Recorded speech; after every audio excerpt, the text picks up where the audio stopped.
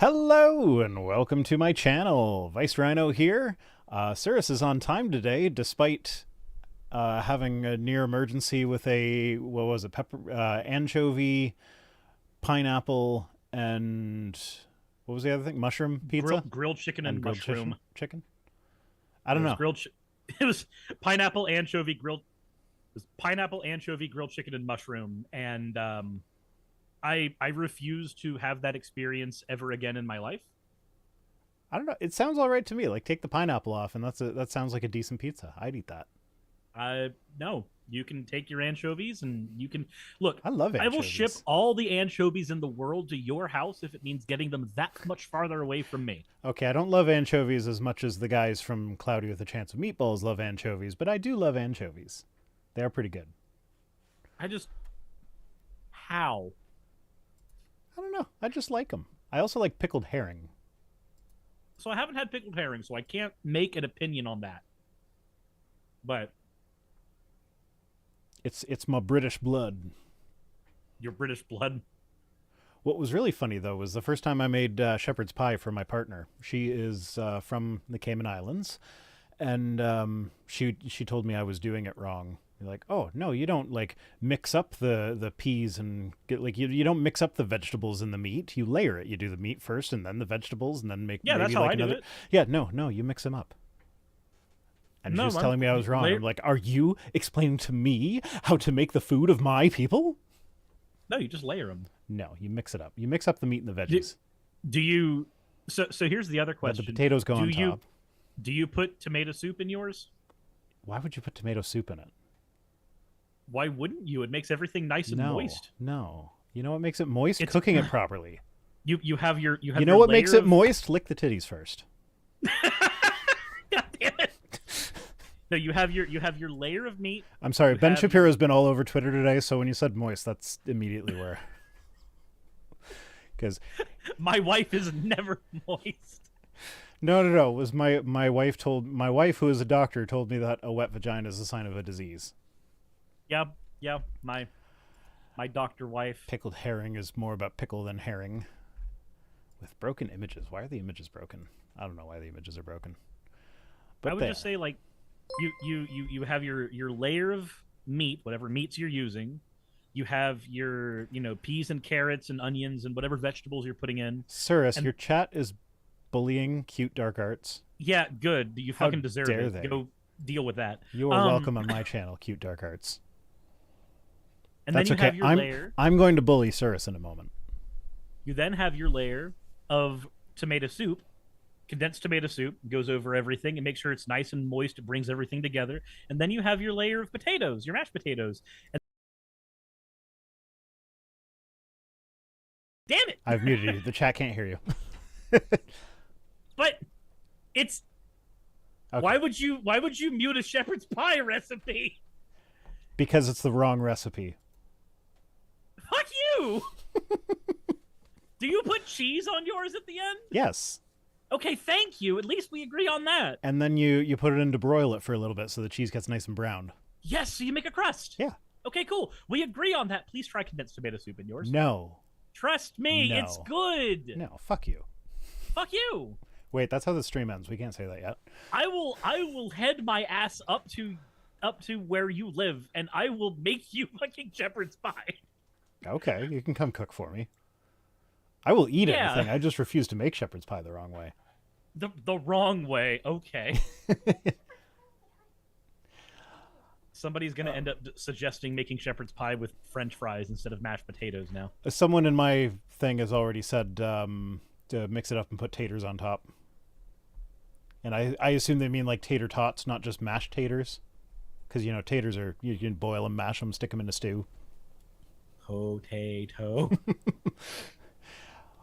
Oh, have you seen, there was, someone did a, I forget, they replaced Gollum with someone else. I forget who it was, and it was hilarious. And it's not funny at all now because I can't remember. Yeah, most of humor is about the delivery. Yeah, no, that was bad delivery. This one was an abortion. Yeah, but that's okay because it was a late term abortion, and being liberal, we all agree on that. Anyway, I think 100th term abortions are perfectly sane. Yeah, I've been considering those recently myself. How do you do those? Well, usually we prescribe bricks, but you know. I mean, if you go to the States, you just use a gun. They were invading my home. They knocked on my door. I was scared for my life. They looked really threatening. Yeah. So I was practicing my house's rights to bodily autonomy.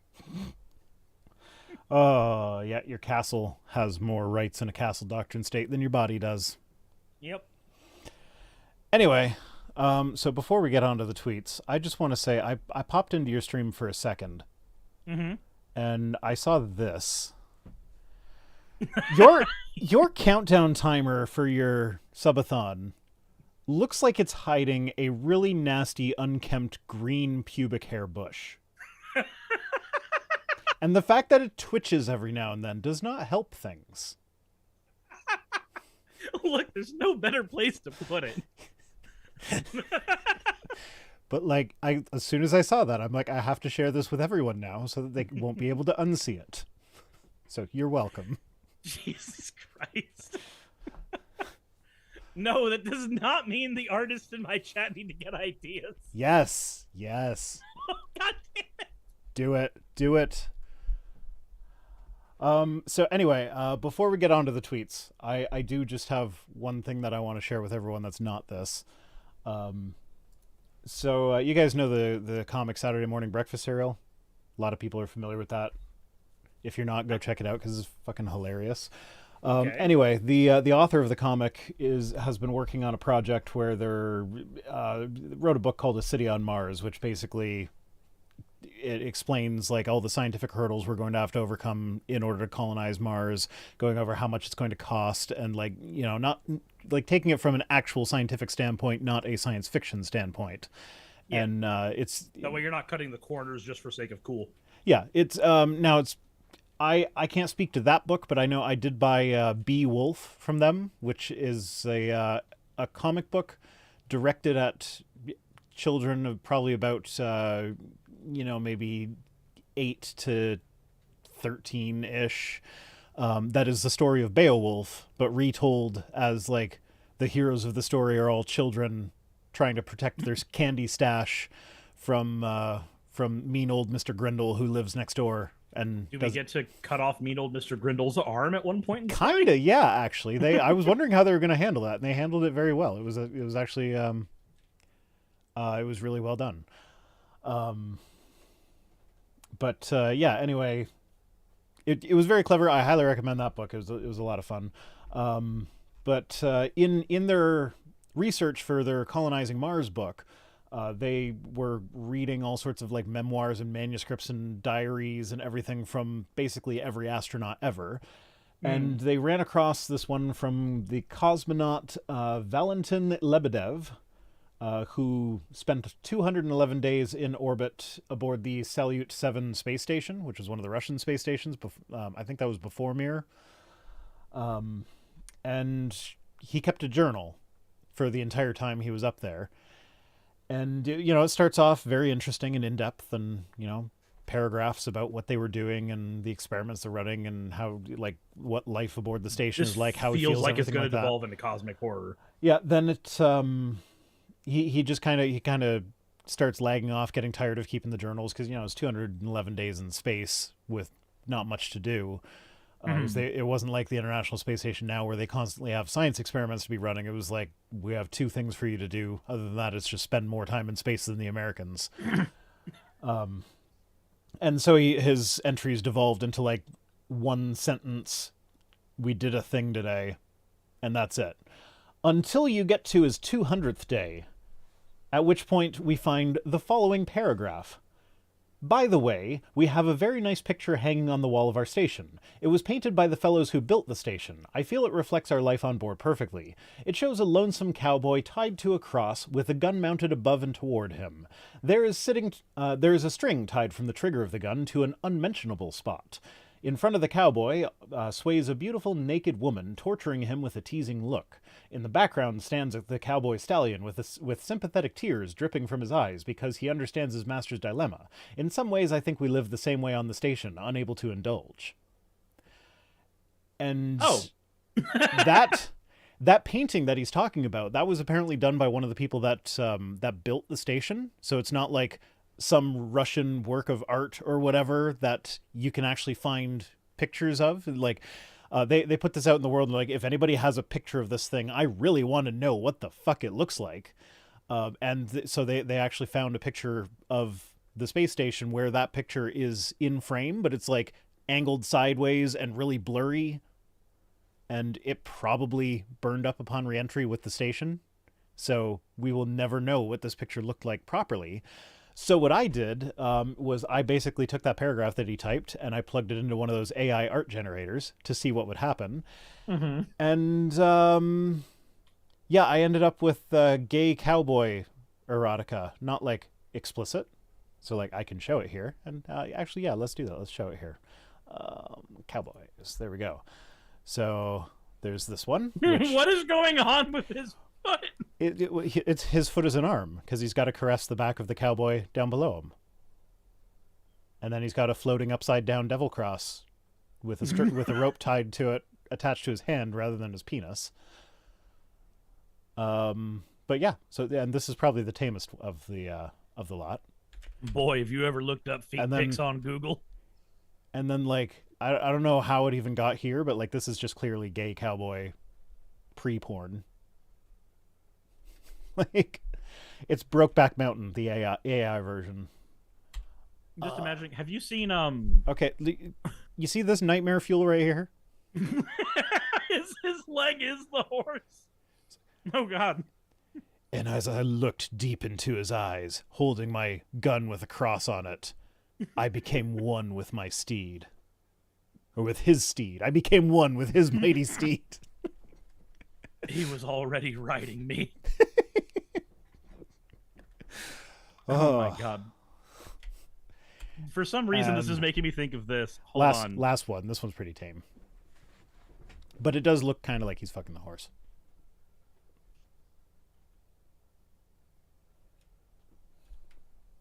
Yeah. How does it feel inside my steed? Yeah, so that's what AI did with that prompt.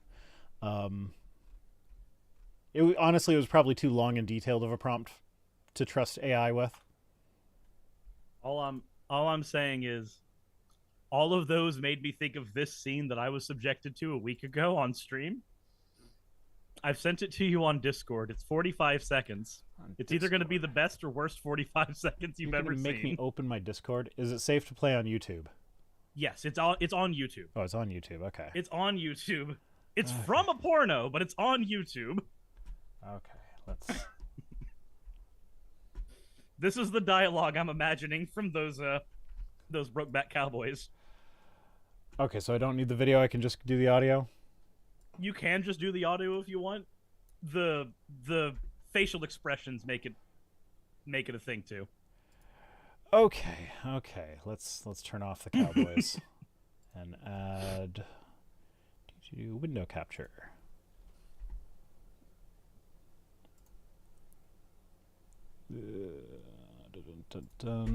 People in my chat have already seen this thing. Let's see, I probably shouldn't have made it visible just in case I accidentally did something that doxed myself there, but whatever.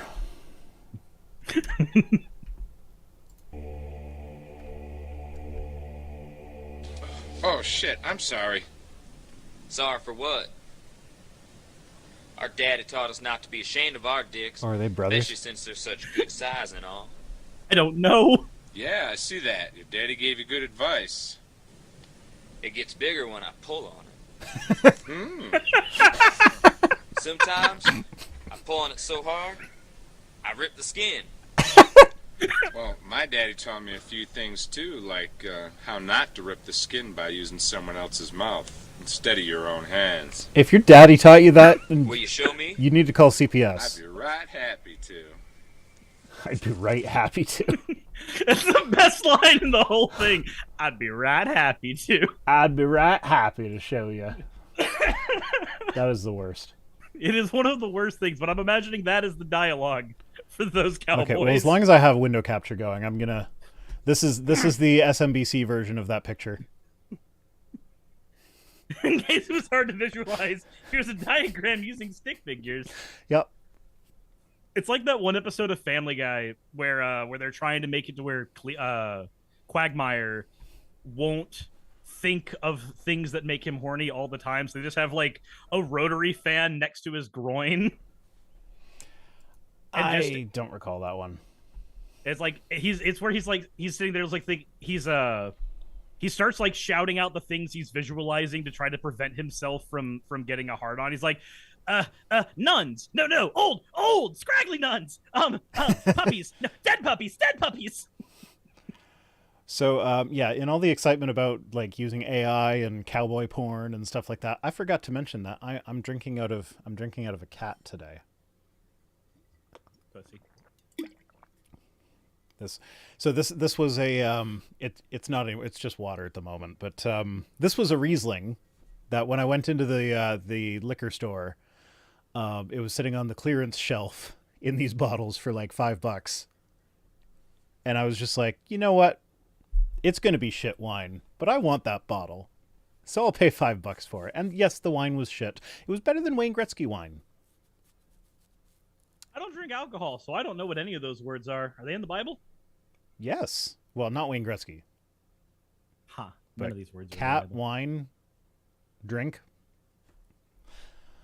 Fair. Anyway, back to Cyrus's bush. I mean the tweets. Damn it. Starting off with Steven Crowder. We're going to hit some heavy material today, so I wanted to start off light. God, the most divorced man of 2023. Funny you should say that. Let's go to his second tweet first. So his second tweet is from 2022. It says, women are doing less work at home. They're unhappier, divorce rates are skyrocketing, and men don't want to marry them. Great job, feminism. Huh. Wonder how that panned out for him. That aged like milk. That aged like an anchovy, mushroom, and pineapple pizza. That's going to age terribly in my trash can because I didn't let it get to my stomach. Yeah, so... Oh, Plow King, but Wayne Gretzky is God. Yeah, but his wine sucks. Like, yeah, he's great at hockey, but his wine sucks. I actually worked for Andrew Peller Limited when Andrew Peller Limited bought Wayne Gretzky wine. And, yeah, they brought it into the fine dining restaurant I was working at that had its own brand of wine. And it's like we're also going to sell this wine. And everybody that tried it was like, really? We're putting this on the menu? Like, we're staking our reputation on this? It's just not good. He's good at hockey, not at wine. But I met Wayne. Did I tell you about the time I met Wayne Gretzky? Have you heard that story? I don't think I have. You met a lot of people at your job at the restaurant. This was at my job at a hotel. So it was my job to tag the cars for the valets and nothing else. So like just fill out the tag, attach the keys to the tag, slap it on the windshield, and then the valets take it away. And then you just leave the car parked in a public area with its keys on the windshield, and you don't bat an eye when somebody just hops in and drives away. Super secure system, but it worked. But anyway, it was a really, really busy day. And I didn't have time. Like, normally you take down all of the car's information.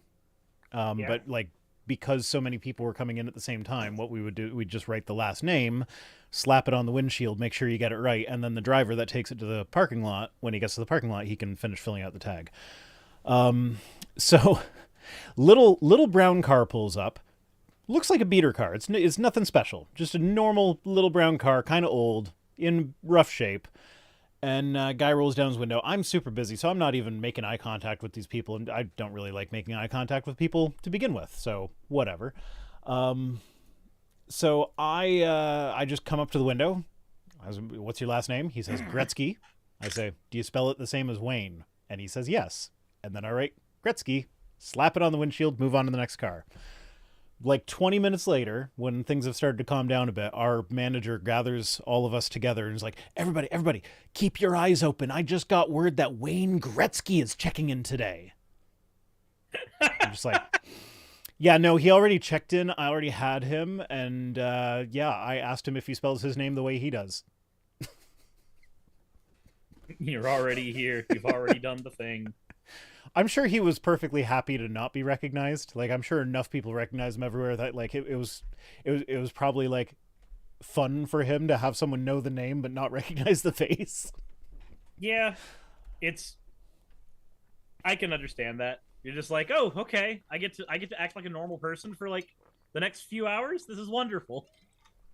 Okay, Limited Light says, the weird thing is I probably walked past some places in 1986 that Rhino would be at later. If you're talking about Niagara Falls, if you were there in 1986, depending on when you were there, you might have walked past the hospital that I was being born in. Sorry to make you feel old if that is what that did, but anyway, first tweet, what the stream is named after. Stephen Crowder says, we've gotten so far left on social issues that we don't have much in common with the rest of the world. It's embarrassing.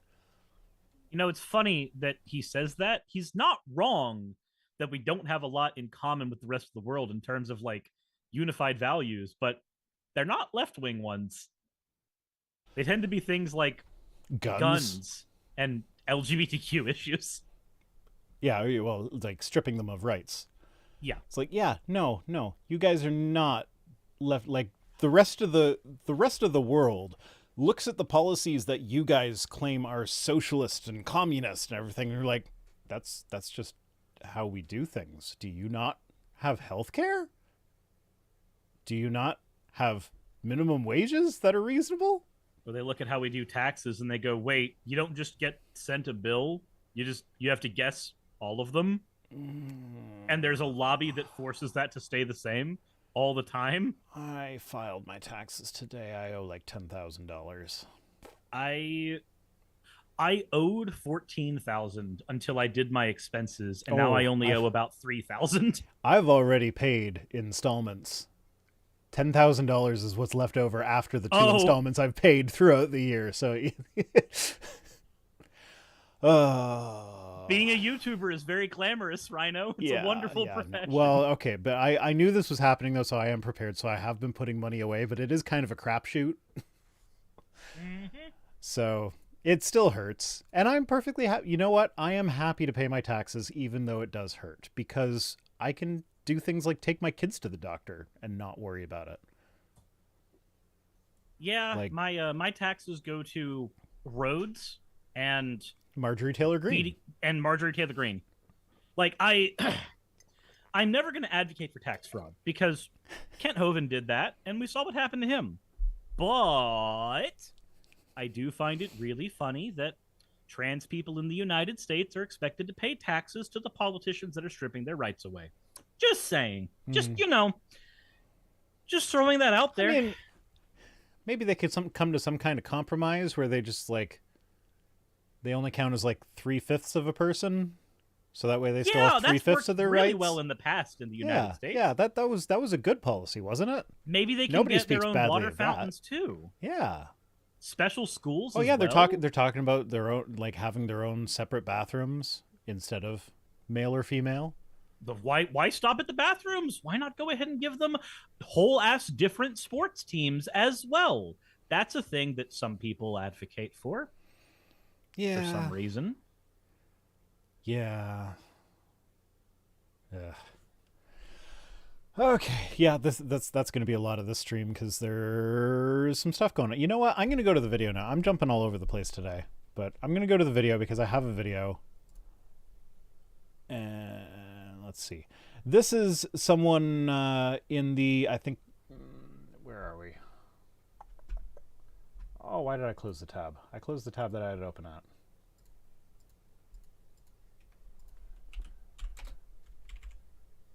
Montana. It's Montana, I think. Let me make sure I got my... Yeah. So is it the whole ass thing that just went down in Montana where they censored a rep? No, it's not that. Is it the But one who said I didn't realize that that was Montana. I am aware of... Is it the rep that said that she would rather kids die than receive gender-affirming care? Why you gotta be spoilers like that? I was guessing! Okay, so this is Senate Bill 99 in Montana, which is called the Youth Health Protection Act. An act that is purporting to protect the health of youth. And this is what she has to say about it. Without surgery, the risk of suicide goes way up. Well, I am one of those parents who lived with a daughter who was suicidal for 3 years. Someone once asked me, wouldn't I just do anything to help save her? Yes, the answer is yes. The answer should be yes. And the answer was no. So there you have it, right from the horse's mouth. When they say that they're doing things because they want to protect children, that is not the case. They are doing things because they want to eliminate trans people. They want to eradicate trans people, as Michael Knowles said. No, he didn't say people. He said ideology. We know he meant people. It's almost as if there's rules against incitement, and they know how to tiptoe around the rules against incitement. I actually covered this exact video about an hour and a half ago. I'm not gonna lie. So we're gonna have a couple of these videos going over this. I made a point in mind, and I'll reiterate it here. Different audience, same idea. The point, as has been the case for a while, especially after Chris Rufo has made this the number one talking point for the GOP, the point is cruelty. The point in general is the cruelty. Why? Cruelty sells. I hate to word it that way, but realistically, the GOP deals in cruelty because their lobby knows that that is what's marketable, because they have postured themselves as the people who use cruelty to, quote, better the world. It's no different than fucking Spanish Inquisition level shit, where you do the most heinous things possible to the populace for the greater good. Quote, quote. Mm-hmm. So, that's a shortened version of my rant. Yeah, well, it's the quiet part out loud. I would rather see my child die than receive gender-affirming care. Well, like, if she would rather see her own child die than receive gender-affirming care, do you think she's going to care about your child? No, of course not. Why would she care about your kid if she doesn't care about her own kid? But, like, the fact that this is called the Youth Health Protection Act, and the people that are voting for it are coming out saying, I'd rather kids die than receive health care. How is that youth health protection? All of their bills seem to do the exact opposite of what their titles say they're going to do. Yeah, and it's frustrating because we get. I know the term gaslighting gets overused a lot nowadays. It really does. That's Not a lot of because it's people the political position of the entire GOP. Yeah, no, like not a lot of people seem to know what the fuck gaslighting is, but if you want to know what gaslighting is in terms of political terms, it's we are not trying to erase gay and trans people. Also, here's this don't say gay people. We're not trying to erase gay and trans people. Also, the Justice Department just sued Tennessee for trying to ban gender affirming care. We are not trying to erase gay and trans people, but also we'd rather them be dead than live their lives as they are supposed to. It's we're not trying to erase gay and trans people, but we need to eliminate the ideology at all costs. That's gaslighting. Like there is no other word for saying the one thing and the reality that we're trying to convince you of being the other thing entirely besides gaslighting. Yeah. All right. Anyway, back to the tweets. I just wanted to make sure we got that one in. Okay, done with Crowder. Jake Shields. Okay, I broke my rules a little bit for this one. So my rule for this show is that I only show screenshots that I have myself taken. But this tweet got taken down for violating the Twitter rules. I made a comment on this one. Yeah, you did. I'm willing to repeat that comment here. So Jake Shields says, would you support public executions of anyone who helps a child transition? This would include doctors, therapists, teachers, guidance counselors, etc. So the follow-ups to this tweet specifically showed him showing his hand, basically. Mm-hmm. Like, this one is framed as a question, but the follow-ups here showed 100% that he would like. He wants to kill anyone who supports trans people to die. Yeah. So what was the way that I worded my thing here? Because he worded it as public executions. One, this person needs to be put on a list. Two, anybody advocating for the public execution of anyone, let alone somebody who is advocating for medical professionals to just do their job, something should happen to them, and that something should be public. And I don't know what that thing is, but I feel like maybe some suggestions I feel like some suggestions were already offered that we could look at as examples. That's just me, though. Okay, not to pull the tired old trope of comparing everything to 1984, but Stu Griffin says, war is peace, lies are truth, death is healthcare. That's... Yeah. Like,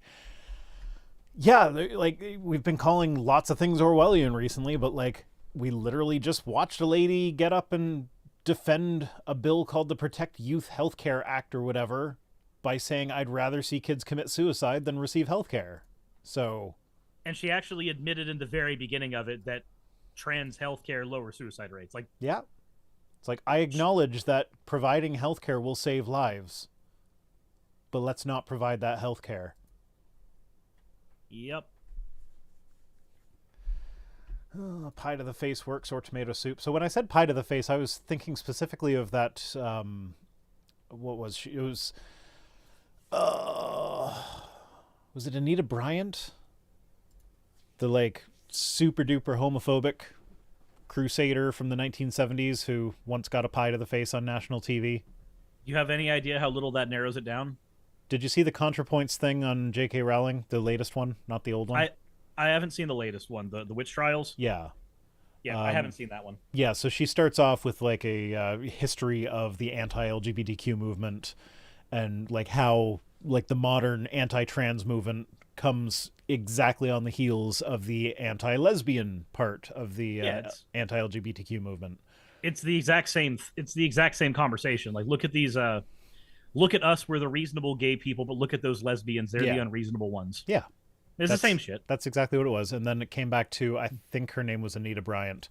I'm just going to Google it because for all I'm really bad at remembering things. So there's a not impossible chance that like the name Anita Bryant is actually a good guy of the story and I'm just slandering her bad name. So I don't want to I was just going to say, like, wouldn't it be best for us to use a more modern interpretation of the pie in the face? I hear that milkshakes have been in vogue lately. Anita Bryant is the anti-gay activist. And you know what? Oh my god, that's only in one headphone. Soup. soup for my family. Because if you don't flaunt it, who's going to know you're homosexual? And went into a place called Norfolk, Virginia, and were met with protest and all kinds of problems. And Boom. Yeah. Security agent, security agent. No, let him stay. No. Let him stay. Let him stay. well, at least it's a fruit pie. At least it's a fruit pie. Oh. God, I'm gonna be honest. I feel as though public acts of humiliation like that should, well, I can't really encourage them on the platform that I'm on right now. I'm not going to be upset when bad things happen to bad people. I'm not going to encourage people to do bad things to bad people, but like if a meteor falls on Clarence Thomas's house and takes him out tonight, I'm not going to shed a tear over that. Yeah. If someone that I don't know throws a milkshake at J.K. Rowling, I will probably smile a little bit. I'm not going to encourage people to do it. Cement in it. What are you talking about? That's always it's like, oh, it's milkshakes today, but it's acid tomorrow. It's like, okay, no, but like you can go to McDonald's. It never moves to acid. You can go to McDonald's and get a milkshake. You can't go to McDonald's and get acid. I mean, Coke, I guess. But... I mean, wait, no, I can look. If I just go into the bathroom, there's that one guy with a big leather coat, and he's willing to sell me a lot of things. And I think acid might be one of them. But I don't think that's the kind of acid that they're generally scared of being thrown in people's faces. It's also not the kind of trip that I want transphobes to deal with. Yeah. Anyway, we're not encouraging that. We're just saying we won't be upset if it happens. We'll laugh at it because it's funny. Yeah, like Sargon got milkshaked. That was funny. Yeah. I just listened to a podcast about the milkshaking thing today,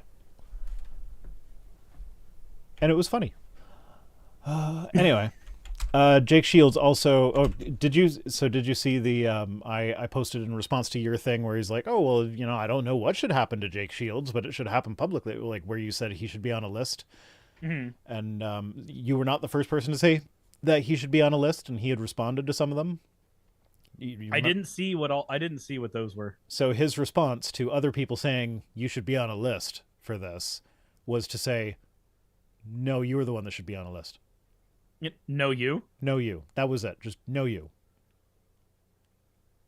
Like, so clever. Huh.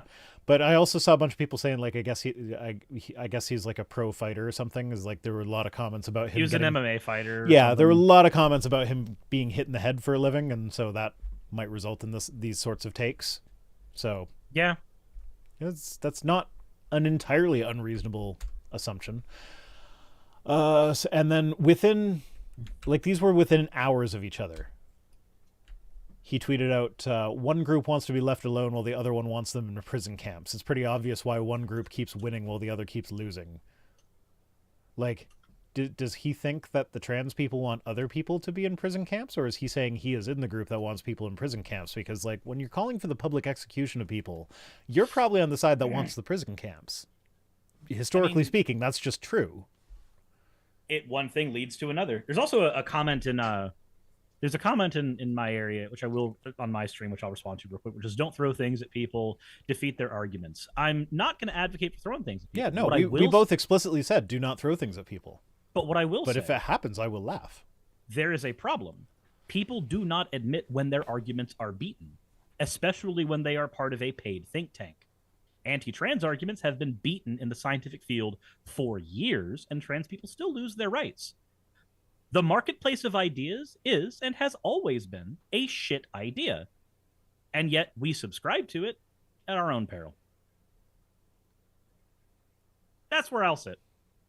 Like, those arguments have already been beaten, and yet we're still here. So the conclusion of the podcast I listened to about the milkshake thing was basically like, if you're discussing the morality of throwing milkshakes at people, we've already lost, because the whole point of the milkshake thing was, like, it started with just, like, I forget what it was, but it was like someone who was gay or something was accosted by an anti-gay person, and he just happened to have a milkshake on him, and the anti-gay person said something incredibly inflammatory, and so the guy just threw his milkshake at him. Yeah. And then the right-wing media started blowing that up, talking about how, oh, the liberals are assaulting people just for having opinions now.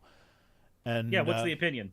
Yeah, that gay people should die or whatever. I don't know. But oh, cool. It was something Hitler had along that those... opinion too. Weird. Yeah, and when you say that to a gay person, like, of course they're going to respond. Like this is one of those things that people often don't understand. Like with the whole marketplace of ideas thing, is that it's very easy for people who aren't directly impacted by it to sit back and have a dispassionate conversation about stripping people's rights away. But when you are one of the people whose rights are actively being stripped away, it is much more personal. So, of course, you are going to be more emotional about it. So, like, the idea that you should just sit back and have a dispassionate marketplace of idea discussion with someone who literally wants you eradicated is just, like, no, that's just not... that's not a reasonable expectation. It's expecting human beings to be robots that don't have feelings. Yeah. Human beings are not robots that don't have feelings. Human beings have emotions. If you tell a parent that you're going to kill their child, the reasonable thing to expect that parent to do is to give you a California smile in the next 12 seconds. I don't know what a California smile is, but I assume it's a violent thing. It's when you bite a curb and somebody kicks the back of your head. Ah, okay. If somebody told you that seems like a Florida man kind of thing more than a California thing, to be honest. Fair. That's where the terminology comes from. Like if you're a parent and somebody tells you that your kid deserves to die or will be killed or anything like that, that is probably the reasonable response that parent's going to have. Like, that is probably the low end of what that parent wants to do to you. Yeah. So back to the conclusion of the podcast was basically that if you find yourself, then it's one thing on a podcast or a show like this or whatever to discuss the morality of milkshaking people. But like if you find yourself at Thanksgiving dinner with Uncle Frank discussing the morality of the milkshakes, you've already lost. So like when he brings up the milkshake thing, instead of debating whether or not the milkshake is a moral thing to do, because it doesn't matter what side you end up on, it's distracting from the actual discussion. You're talking about the retaliation to the genocidal rhetoric instead of the genocidal rhetoric. Yeah. So it's like, just like if it's someone who shares liberal values with you, just change the subject to something that they agree with you on. And because like the milkshake thing is a distraction. That's all they want to do is sow division. Like, oh, all these people on the left will now argue over whether or not it's moral to throw milkshakes at people. Okay, I'm not saying to throw milkshakes at people. I'm saying I'm going to smile when it happens to bad people. But also the bad people should not be advocating for bad things. That's what makes them bad people. Also, another thing that was popped up in my chat was that the NIFB faded away when we stood together and stopped throwing anything. No, they didn't. The NIFB have been still growing. There. They've been making...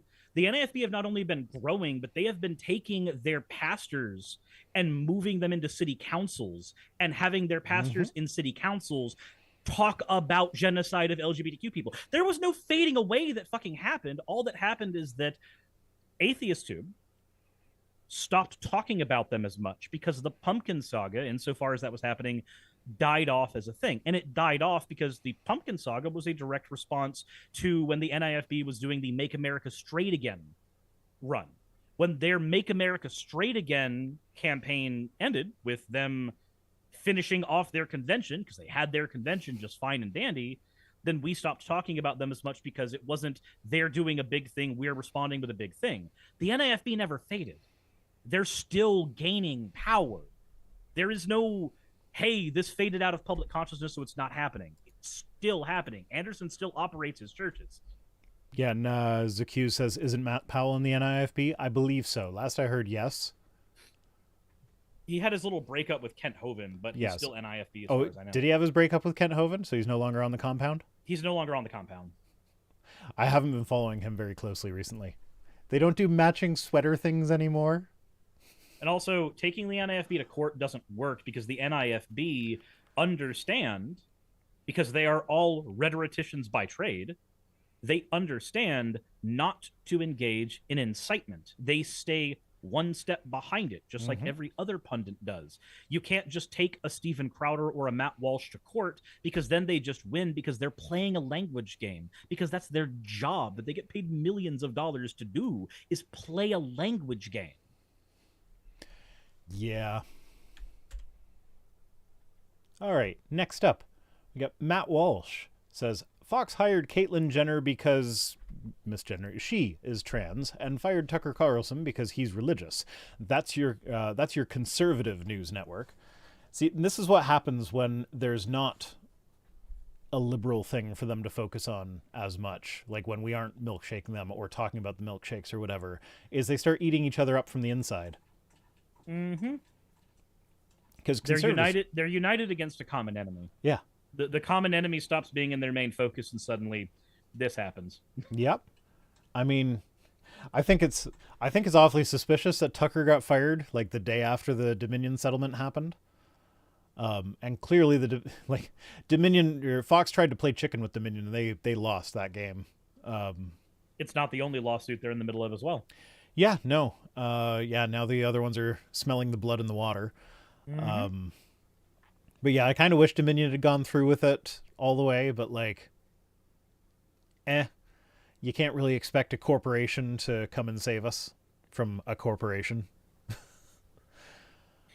Yeah, I know. Just like the thing is that the right wing, they want, at least in America, our right wing, because of the Rufo campaign, their goal is be anti-trans, be anti-gender, be anti that, whatever that is.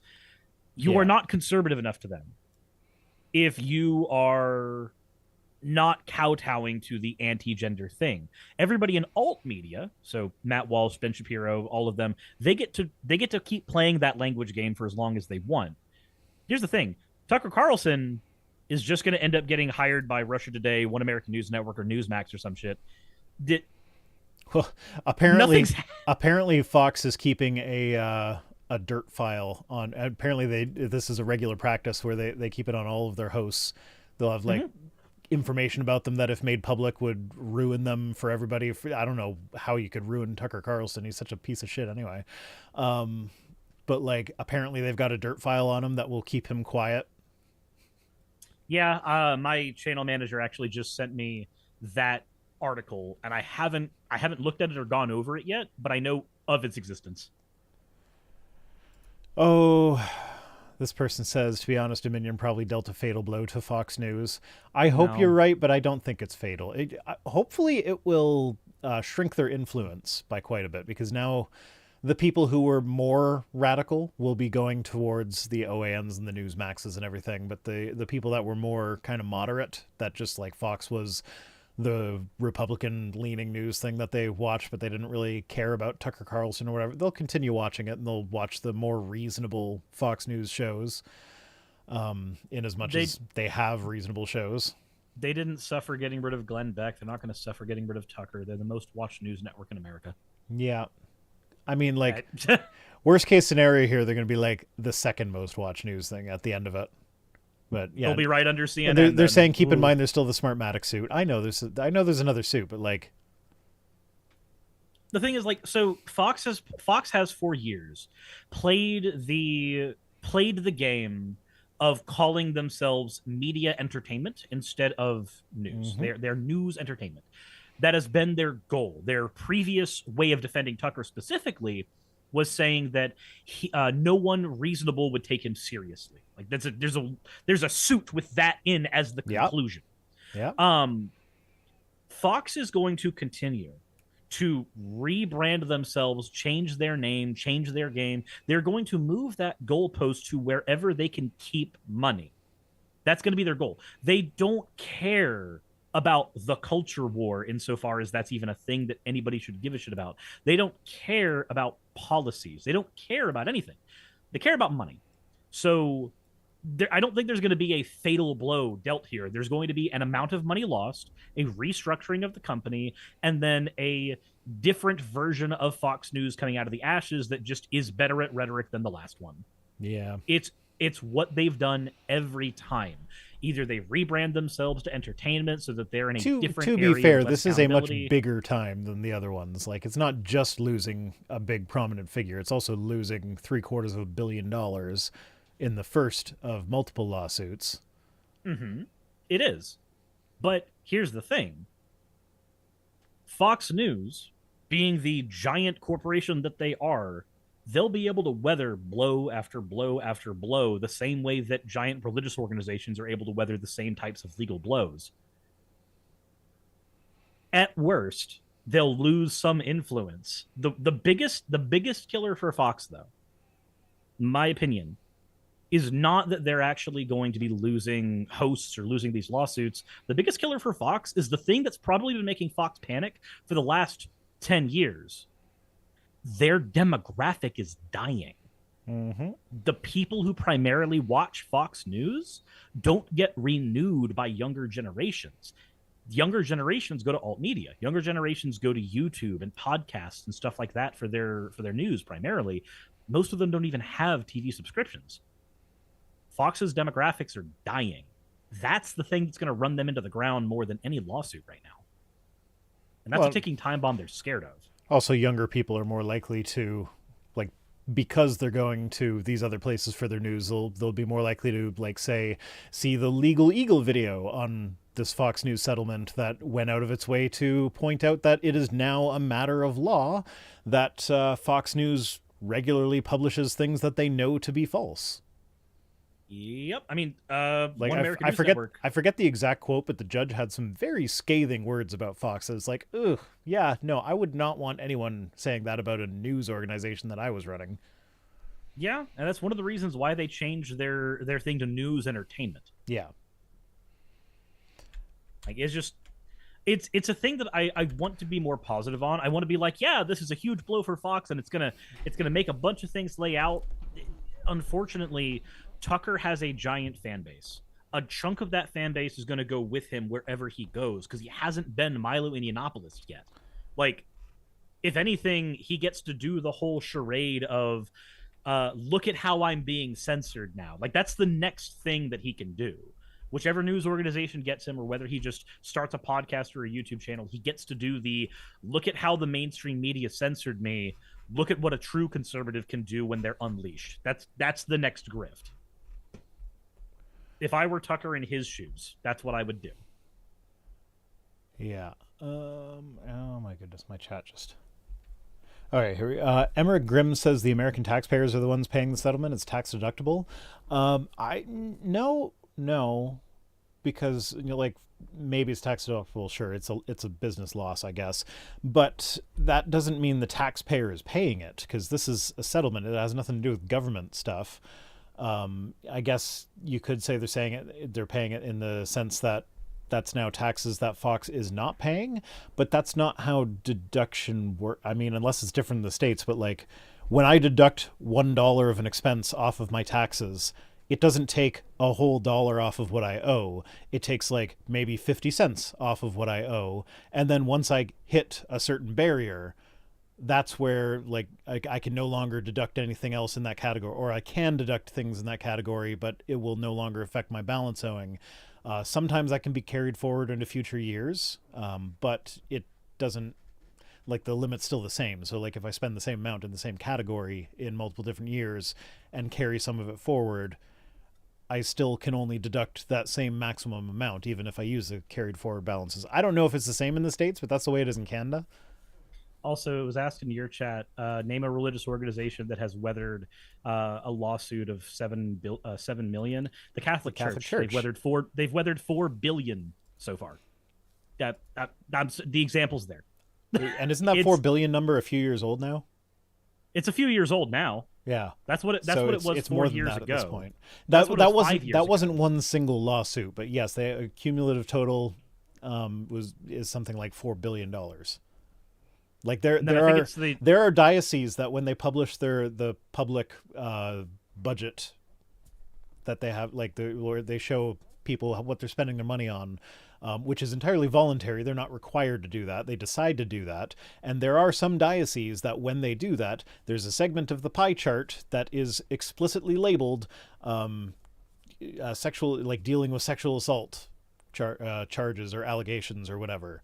It doesn't say specifically how they deal with them. It could be hush money, could be paying settlements, could be paying lawyers' fees and stuff like that. But there's a portion of their budget that goes to defending themselves against any legal repercussions for having a bunch of sexual predators. Was it the Mormons or the Jehovah's Witnesses that had $4,000 a day that was coming out of their accounts? I don't know. For hiding sexual abusers. It was one of the two. Anyway, next Matt Walsh one. So you know how they always, like, anytime we talk about gender-affirming care, it's always, oh, no, it's fine if adults do it. We just don't want you chopping genitals off of children and making children infertile and blah, blah, blah, blah. Like, now, no. the goalpost always moves. Whenever you acquiesce once, the goalpost moves. Yeah, so here comes Matt Walsh saying all gender transition surgeries should be banned, no matter the age of the patient. It should not be illegal for doctors to perform this kind of Frankenstein butchery on anyone. This should not be a controversial position. Well, it's a controversial position because it's against, one, this is an argument against all plastic surgery, not just phalloplasty, vaginoplasty, and top in Matt surgery. Walsh's defense, he also, like, someone asked him about that in the replies, and he did come out and say, no, I'm against plastic surgery as well. He's just not as vocal about it for some reason. So let's say somebody has, as an example, let's say somebody has a condition. There's several conditions that can make it almost impossible for somebody to lose weight easily. And one of the things that's making it difficult for them to lose any amount of weight is their knees. The more weight you put on your knees, the harder it is to move around and function, the harder it is to exercise and lose weight. There can be a variety of dietary conditions that make it impossible for them to eat more healthy things like fruit or vegetables. So let's say you've got this person and they require a plastic surgery to remove a portion of the weight, be it cool sculpting or liposuction or what have you.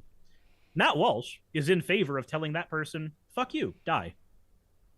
Mm-hmm. This person is the farthest removed from the cosmetic argument that he's trying to fight against. But they get affected by this because they would get affected by an anti-plastic surgery policy. Yep. I mean, again, to be fair, he's not actively advocating for anti-plastic surgery policies. He's just advocating for anti-trans surgery policies. But he has clarified that with a little subsection in it that's anti-plastic surgery. Probably, yeah. Anyway, so yeah, this is why I have no tolerance for people that are like, oh no, I'm okay if adults do it, but I want to protect the children. It's like, no, the children aren't doing it.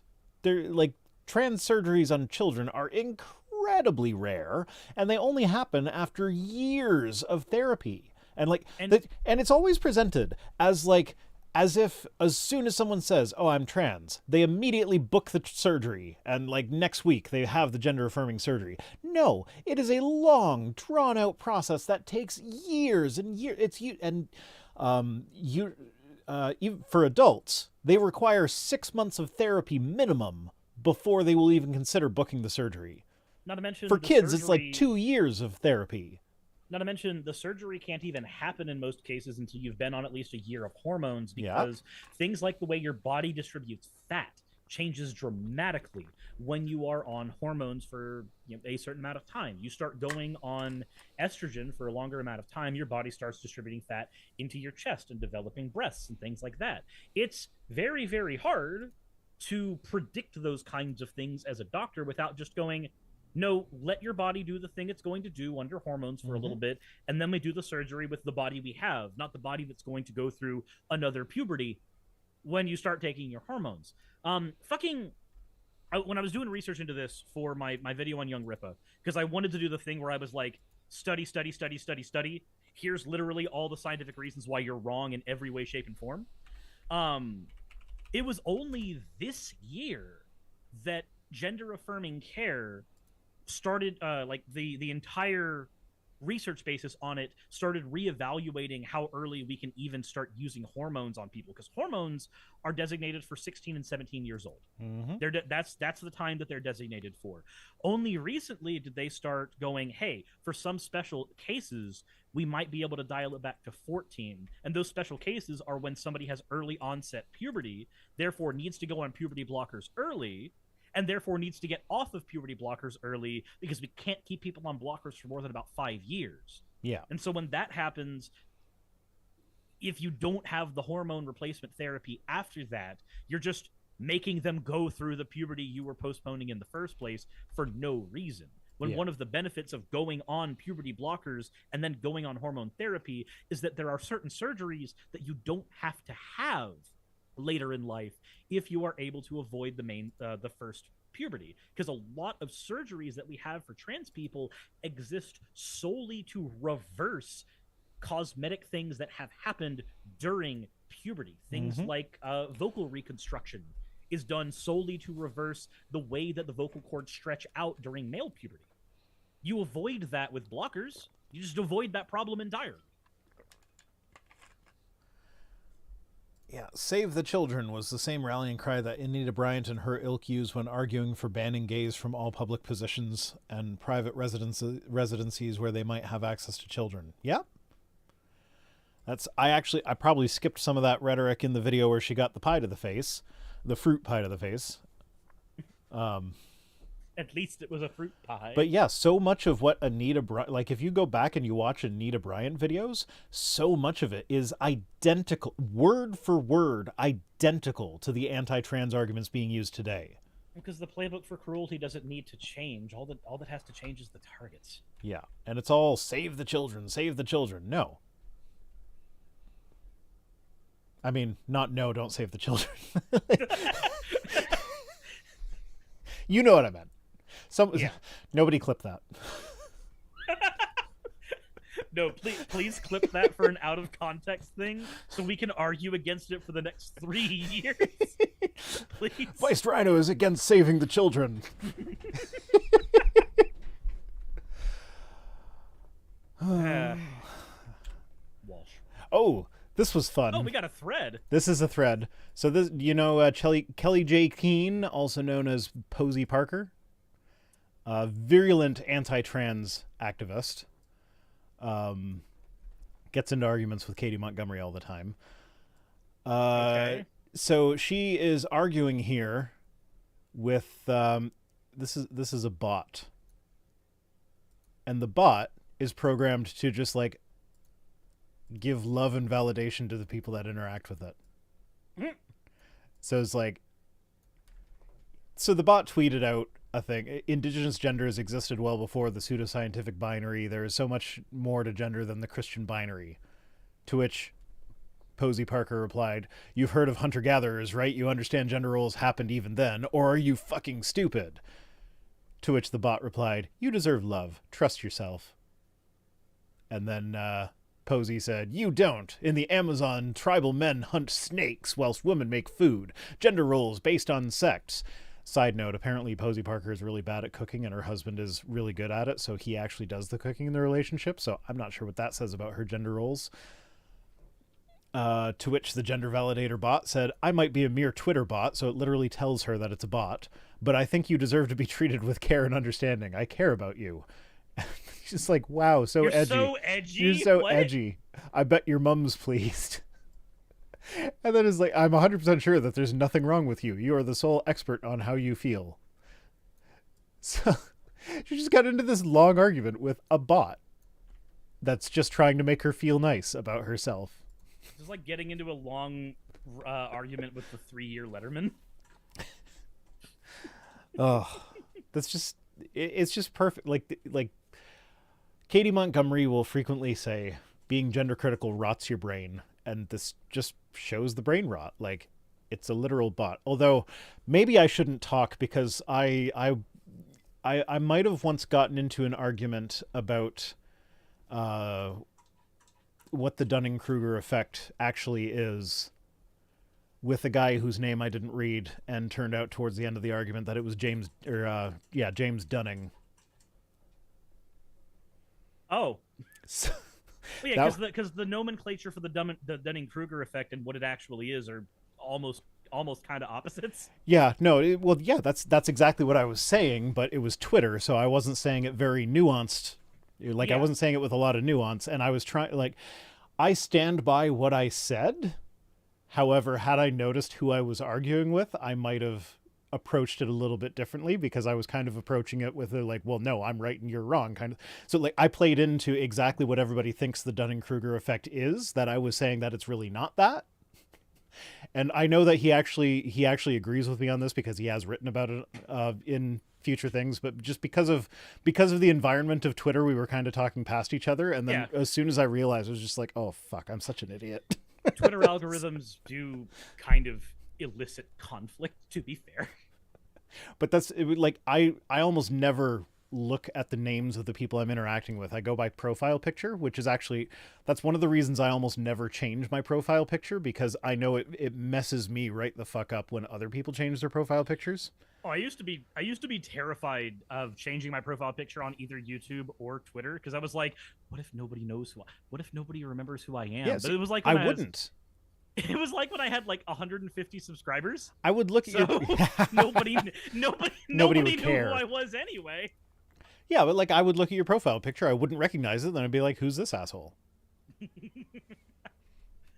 It's a terrible thing that I swap models like every other day. You're always in the same one on my streams. I thought I was in the Virgin Killer Sweater one the last time we streamed together. Oh, yeah, so I put this one in just for fun. NFT is not an image, it's a community. It's a community with an image that's cringe. This was posted in response to, as someone pointed out, that you can use the AI art generators to generate an infinite number of the Bored Ape Yacht Club combination things. Mm-hmm. And they just posted a bunch of them that they had done with Midjourney, and this was the response to that. It's like, no, it's a community of grifters. Or, well, actually, the only people that are left at this point are the grifted. No. They're the people who have diamond hands. Diamond hands. Hodl. Look at these losers selling their NFTs for actual money. Paper hands. Nah. Frank Turek says, from your observation, why are millennials abandoning Christianity? Hypocrisy in the church or social influences? Yes. And more. Both of those plus a lot more. So as a millennial who has abandoned the church, my reason was that I noticed that what I thought was the perfect word of God was in fact not perfect. And so then I read it and realized that the God that it describes is not the God that I was taught about. And he's like, kind of an asshole. He's kind of an asshole. If this God actually exists, he doesn't deserve worship. And I don't think he actually exists, because if he actually did exist and this was supposed to be his message to us, he, like, just by virtue of the fact that he is all powerful, he would have done a better job of communicating than this. God is not the author of confusion. Except when he is. I create evil. I, the Lord, do all these things. Isaiah 46, I think. It's no Ezekiel 23:20, but everybody Google that one right now. I wonder if Google Image would... I wonder what would happen if you type that into an AI art generator. You would die? Would you die? I don't think you would.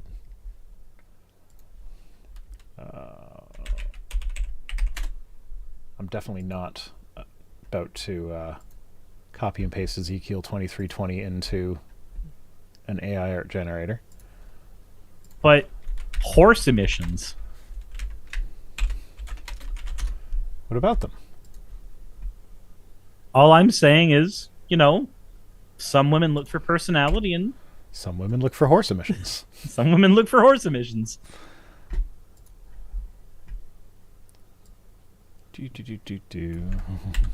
Copy. Create. Come on.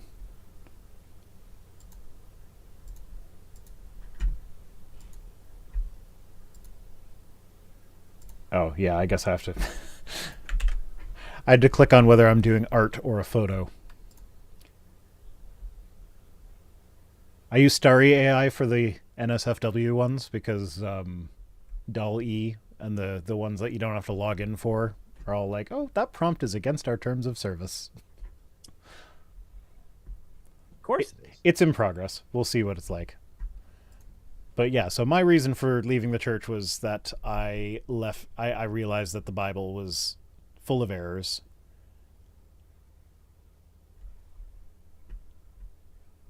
Okay, I can't show it because there are actual titties, but Damn. Imagine having titties on I mean, the this screen. dude's got 2 butts. Why does it... That sounds horrible. Can you show it to me so I never have to see it again? And there's one that's just a lady with her boobs out. And it's just like a perfectly normal picture. Just a lady with her boobs out. Oh, that guy's got a funny looking erection.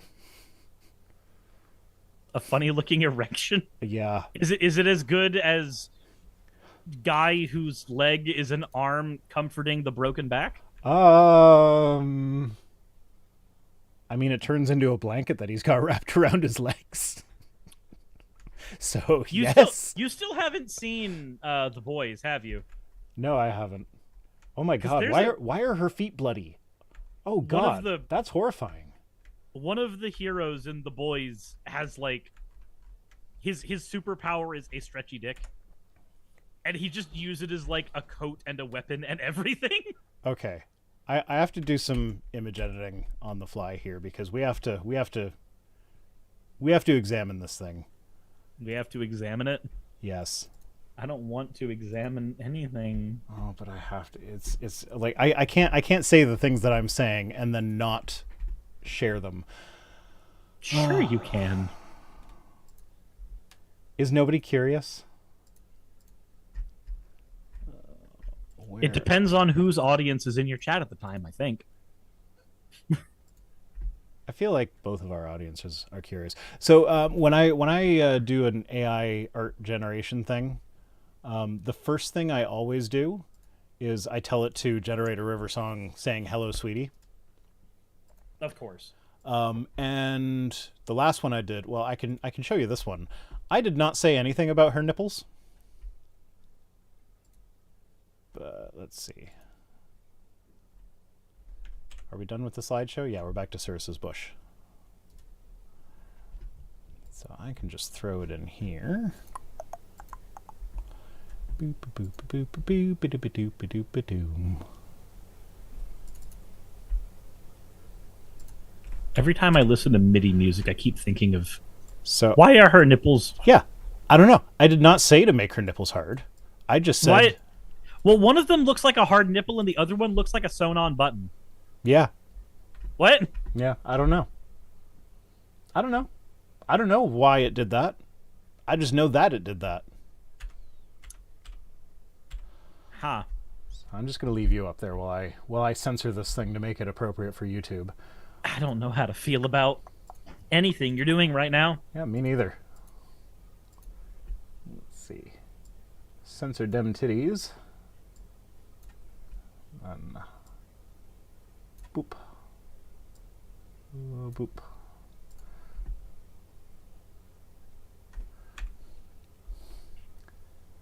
I don't know. It's not. Hello, Gigi. Young cat child. Don't talk about children when I'm doing this. Rhino, think of the kids. Wait, no, stop thinking of the kids. I don't know. It's not as funny censored because you can't see how weird his penis looks. You can show me the uncensored version on Discord. I can, but that's not as good for the audience. But like, so his penis there actually like connects and flows into that robe that's going around him. Oh my god. And then that's amazing. The faces. I feel like the transvestigators would have a lot of fun here with like her mustache. I like that he just looks like he's an eldritch horror because of his eyes. Yeah. So yeah. What is that? What is that behind her? Is that another arm holding another part of the skirt? Maybe. This is the emission of the donkey.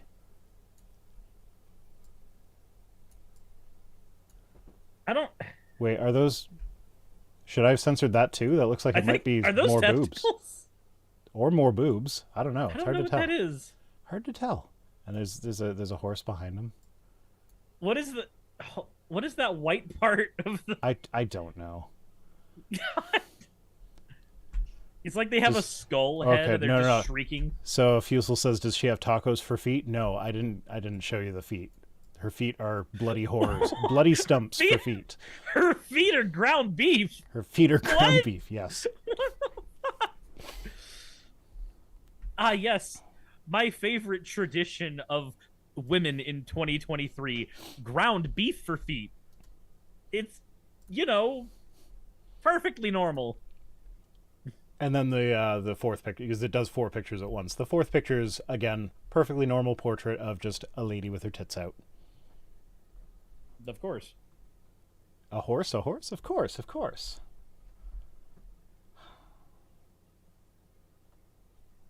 Double Butt Man's pretty funny. I'm not going to show you Double Butt Man, but anyway, that's it for our stream tonight. Oh my god. That was interesting. Yeah, I don't know if you noticed, but I kind of gave up on the news articles thing.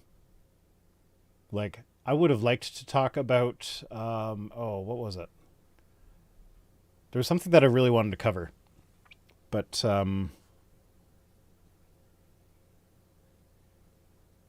wait, did Vosh raid your chat? Wait, is that happening right now? Hold on. Kitsune said, "I paused to get up to kiss my girlfriend goodbye, and she leaves to work overnight, and I return to hear Sir suggest that Vosh raided his chat." Wait, I didn't... Vosh hasn't raided me today. You've been raided by Vosh? Yeah, we're friends. Oh. He does it pretty much like once or twice a month, usually. Huh. Yeah, not this time. I don't think he's even been live today, has he? I just typed in yavish.gg. No, don't continue that search, Google. I don't know where that goes. Too many YouTubers have gotten their channel stolen recently. Yeah. So so I now have physical security keys. I have my browser set up that when I close it, it deletes all of its session tokens, which if someone gets a hold of an old session token, it doesn't like invalidate the tokens with Google. But so like those ones won't be valid anymore. Like those ones will still be valid if they get a hold of it. But at least then I don't have like 17 sessions active on one computer. Fair. But yeah, it's like I've looked into everything. There is no easy way for me to actually protect myself against that. In order to do a good job protecting against that, I would have to go in and manually end all sessions every day. That's the only way to actually be 100% sure. I mean, every file you download from the internet, open in a sandbox first. You could do that as well. But like neither of those are really practical everyday options. And it's really fucking dumb that Google had, like, because before I started the stream, I left my my tax software open, or the website that I was doing my taxes on. I left that open. Guess what? It kicked me out because the session went on for too long without me interacting with it. I left my bank account open. It kicked me out as well because I went for too long without interacting with it. That's a safety security measure that you can get behind after recent events. It's a normal fucking thing. Well, like, and I get that they don't want to do that for all users because not all users have YouTube channels and most users just want to watch their videos. And if they have to log in every time, that's going to be a pain in the ass. I get that. Make it an option. The fact that it's not even an option is a disgrace. And I don't want to make every stream about Google's security flaws. I'm just really fucking pissed off at Google constantly because my source of income is potentially vulnerable to this attack that has a really easy solution that they just seem unwilling to implement. Yeah. Also things like maybe re-enter your password if you suddenly decide to delete all your videos. That seems like a reasonable thing. Re-enter the password before changing your channel tag. Anything any substantial change that could be seen as a red flag. Yeah. I'd be okay with that. Maybe just ask a question or two. Even like every time I upload a video, re-enter your password. Sure. And now I have physical security keys now. So if they made it every time you upload a video or go live or whatever, enter your password, I have the added security of a physical security key. So like even if they steal my password, they need my key in order to get in. So I don't know. It's just the solutions are so simple. I don't know why they refuse to implement them. But anyway, that's the end of the stream. Fuck off.